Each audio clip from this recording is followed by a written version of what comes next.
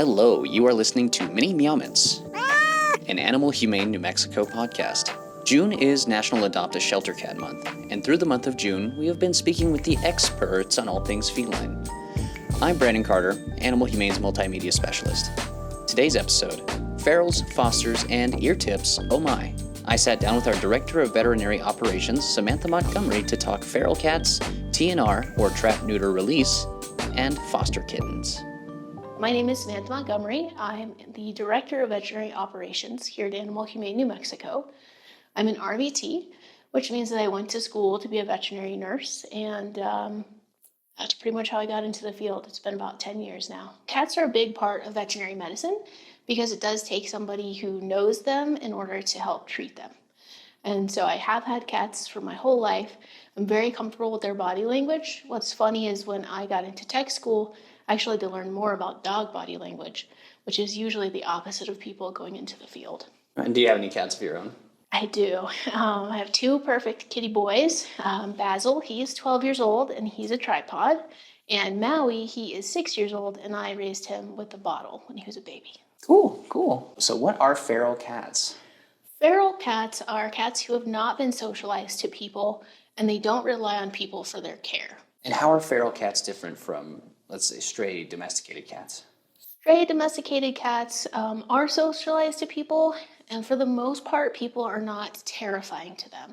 To a feral cat, humans are absolutely super scary.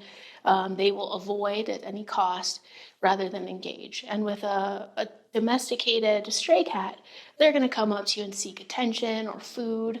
So that's not going to be a feral cat. What's a good way to tell the difference just on sight? Well, some communities do have TNR programs, and so an easy way to be able to tell would be a little ear tip on the left ear. It'll be a little triangle of that ear will be missing. The other ways to tell would be from body language and how they're interacting with you. If that cat freezes or flees from you, it's likely a feral.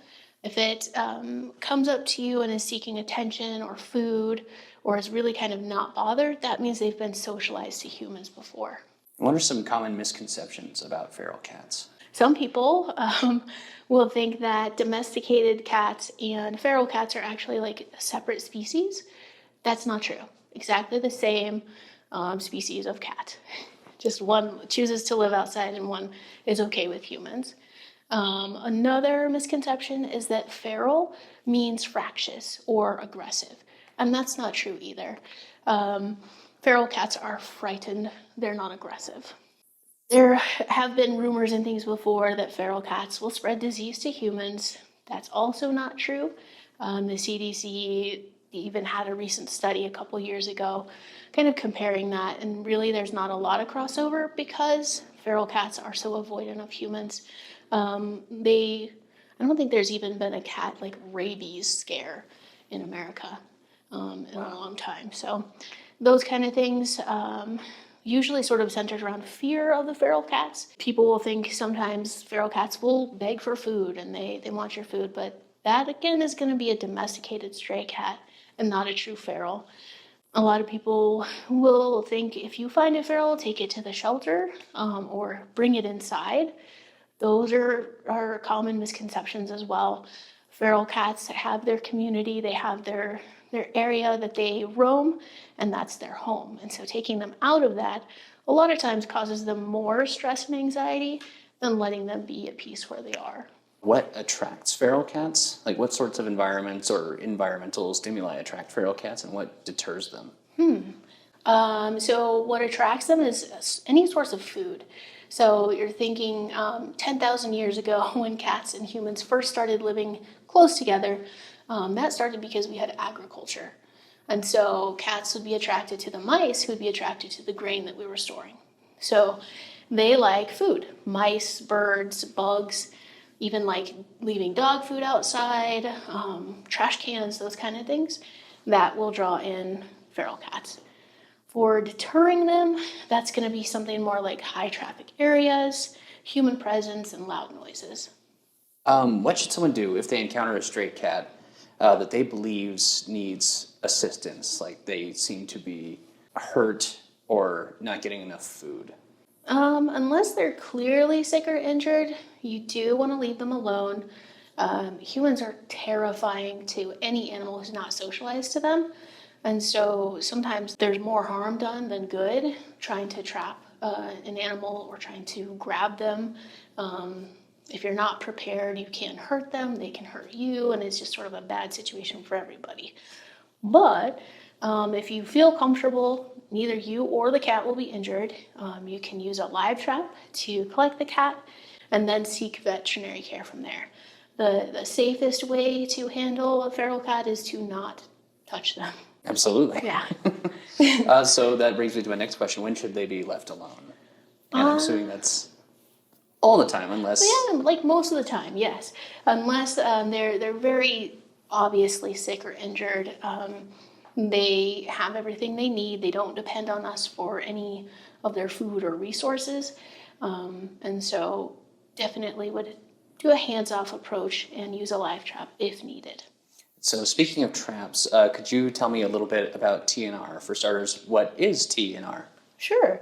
So TNR is an acronym that stands for Trap, Neuter, Release, and it is a field program that basically we take out live traps baited with food and we trap these community cats and then bring them into a shelter or a veterinary clinic in order to get them sterilized. And how does that benefit the community and cats?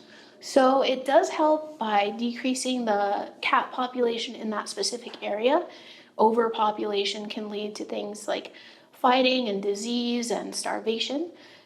So when you have a TNR program that you can utilize, you increase their quality of life and the overall health of that community. You remove the drive to fight and procreate by getting these pets neutered. And then most programs will also vaccinate the cats while they're being spayed and neutered. So that helps with all the communal living situations as well. So we both work for Animal Humane New Mexico.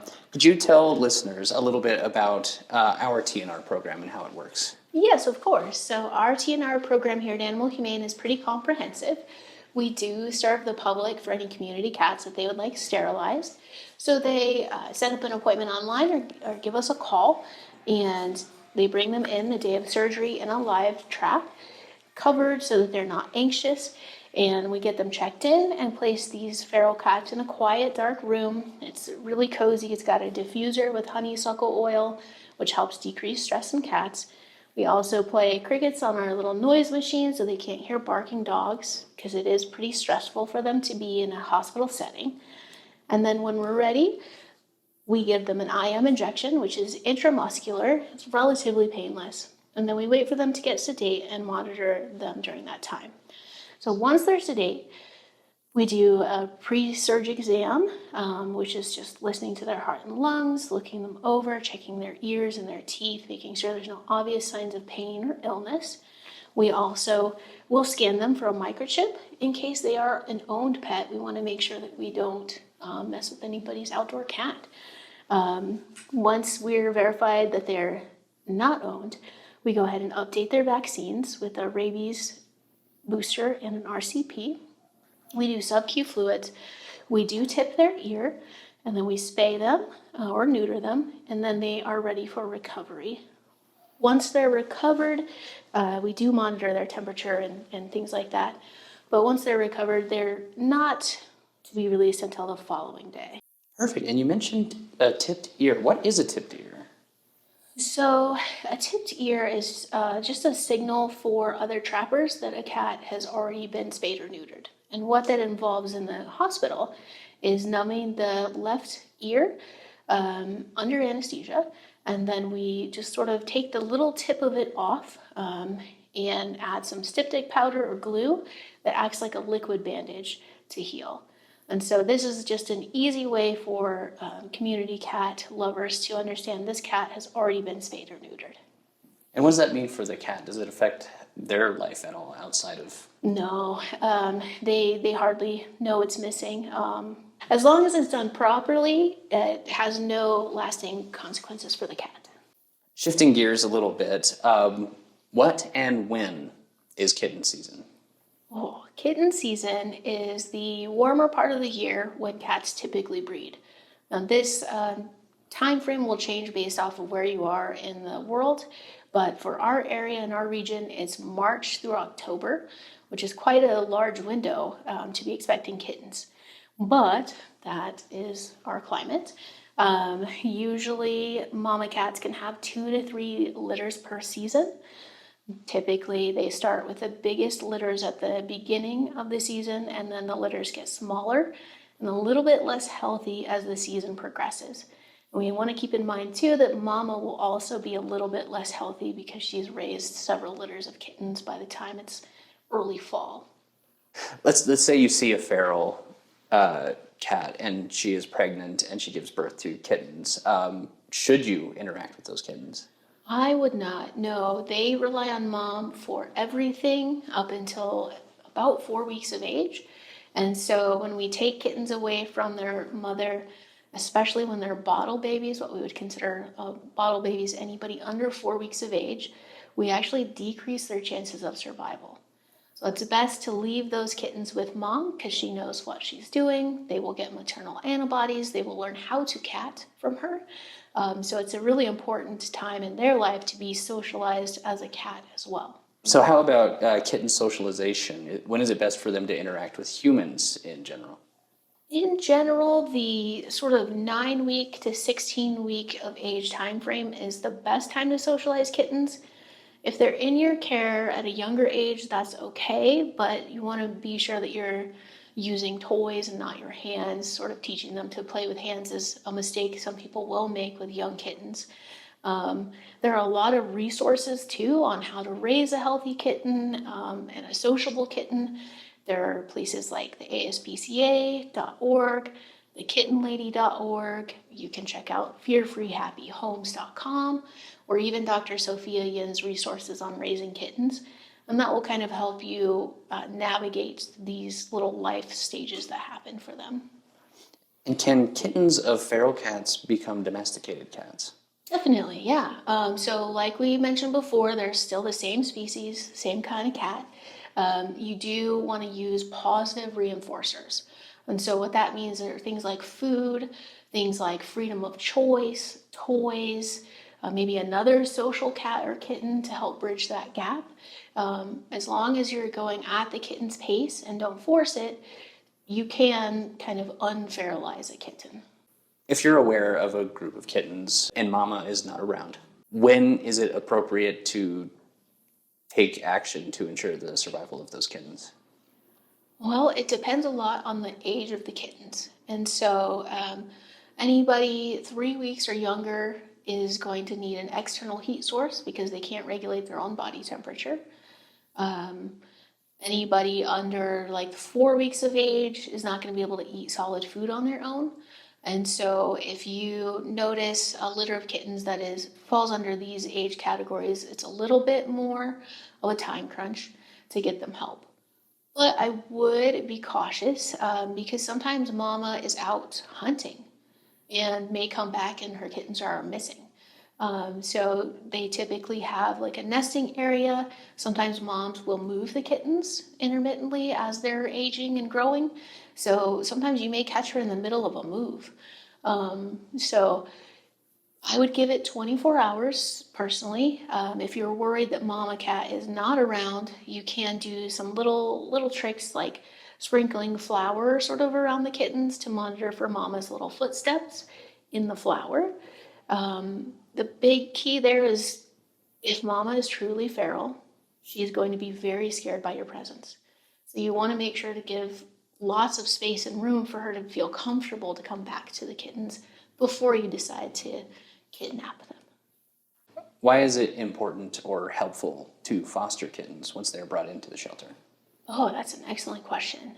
So we talked about the seasonality of kitten season, right?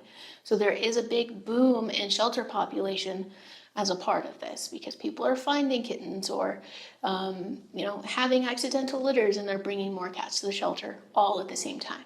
So you see a huge population boost over the summer. Helping to foster increases the capacity for care in a shelter. So what that means is that we can help more pets while still offering quality care for each individual pet. So instead of having a kennel space taken up by 4 kittens in the shelter, we can have those guys go live in a home for a few weeks, and that frees up kennel space for maybe an adult cat or somebody who needs to be in the shelter. So it's really a cool tool to increase the capacity for care in any shelter. What are some common misconceptions that people might have about fostering? So I have a kind of a list that comes to the top of my head here. A lot of people think if they're fostering, it's going to be forever.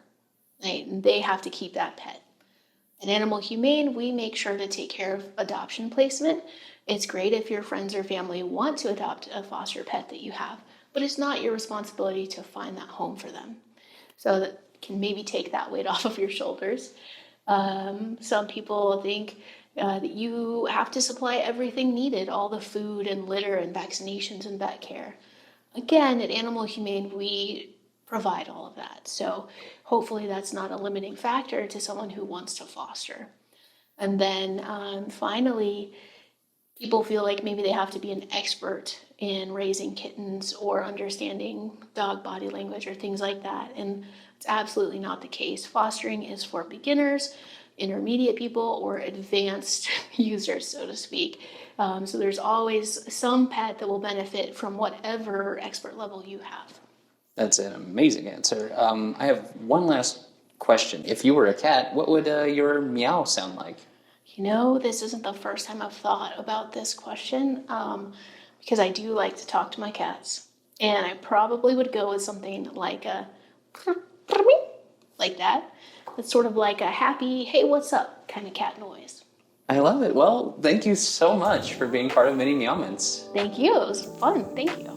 A huge thank you to Samantha for her insights and expertise. And thank you for tuning in to Mini Meow Ments, an Animal Humane New Mexico podcast. As a reminder, June is National Adopt a Shelter Cat Month. If you're feline like opening your hearts and homes to homeless cats, Meow is the time. If adopting a cat isn't in the cards, consider volunteering, fostering, or supporting a local animal shelter like Animal Humane New Mexico. Information for how to get involved is on our website, animalhumanenm.org.